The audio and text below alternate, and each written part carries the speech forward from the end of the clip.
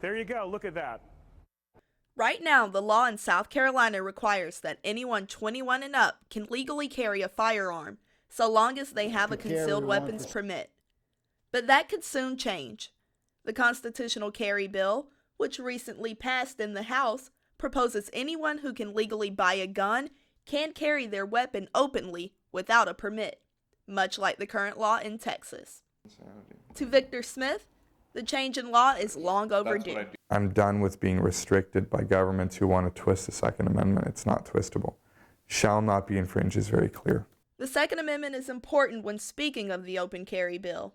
Josiah Magnuson, a representative out of Spartanburg, also used the interpretation of the amendment as a basis for his claims.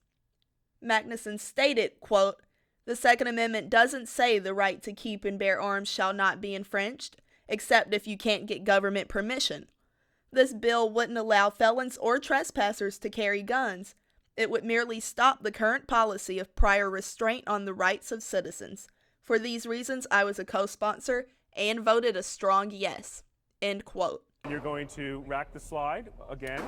There you go. The gun is now hot. Part of the bill allows open carry on school grounds. Smith believes that if this became the new law, tragedies would be more easily prevented. I can't emphasize this enough. San Bernardino, Virginia Tech, the evidence is unsurpassable.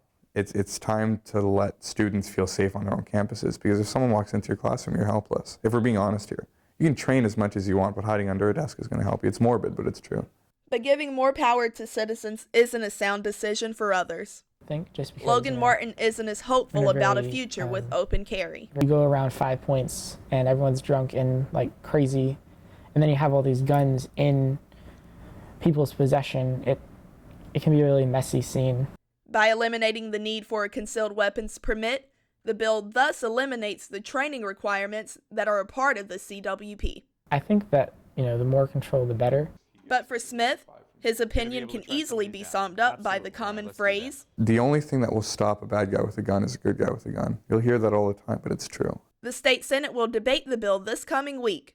Until then, both sides of the argument will have to wait to see if there will be any changes here in South Carolina. Eicher-Williams, Carolina News.